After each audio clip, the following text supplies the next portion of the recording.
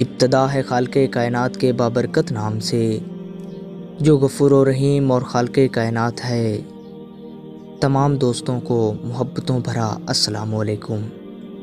آج کا ہمارا موضوع حضرت یسوع علیہ السلام ہیں۔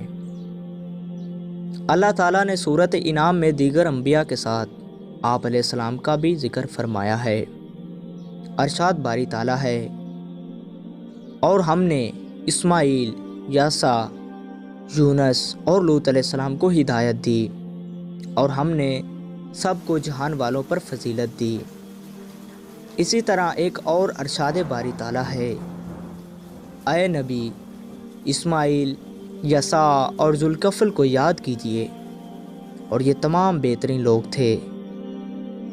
حسن بصری رحمۃ اللہ علیہ نے فرمایا ہے کہ الیاس علیہ السلام کے بعد بنی اسرائیل میں یسوع علیہ السلام مبعوث ہوئے۔ آپ علیہ السلام نے الیاس علیہ السلام کی شریعت کو اپنایا اور قوم کو اللہ کی طرف دعوت دی۔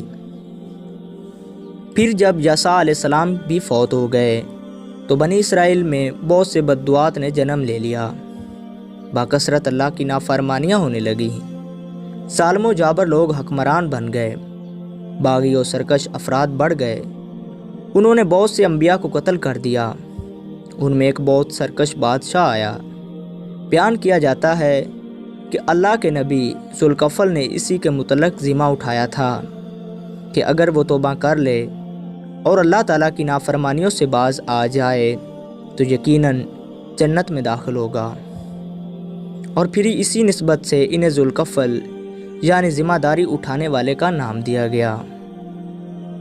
حافظ ابن عساکر رحمۃ اللہ علیہ نے آپ کا نسب نامہ یوں بیان کیا ہے، یسوع بن عدی بن شتلم بن افرائیم بن یوسف بن یعقوب بن اسحاق بن ابراہیم خلیل اللہ۔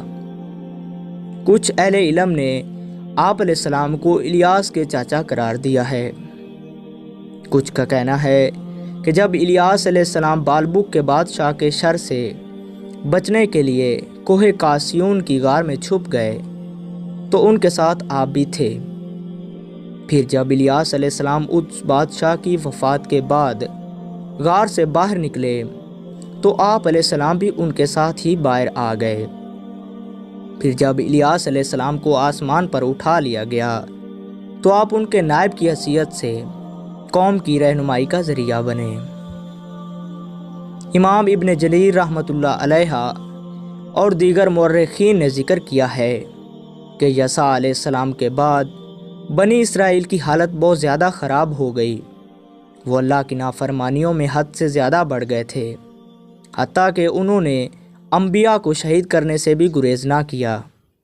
تو اللہ تعالیٰ نے بطور سزا ان پر ظالم و جابر بادشاہ کو مسلط کر دیا، جو ان پر بہت مظالم ڈھاتے اور ان کا خون بہاتے۔ بنی اسرائیل جب دشمنوں سے جنگ کرتے تو اپنے ساتھ تابوت سکینہ بھی رکھتے تھے، جس میں آل موسیٰ و ہارون کی باقی ماندہ اشیاء تھیں۔ وہ ان سے برکت و سکونت حاصل کرتے تھے اور انہیں فتح حاصل ہوتی تھی۔ لیکن جب انہوں نے اللہ تعالیٰ کی نافرمانیاں کیں تو اللہ نے ان پر دشمنوں کو مسلط کر دیا۔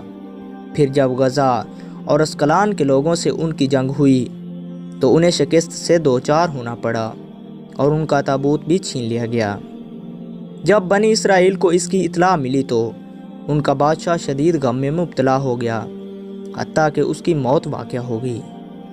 اس کے بعد بنی اسرائیل پارا پارا ہو گئے اور ان کی صورتحال بکریوں کی اس ریوڑ جیسی ہو گئی جس کا کوئی چرواہ نہ ہو۔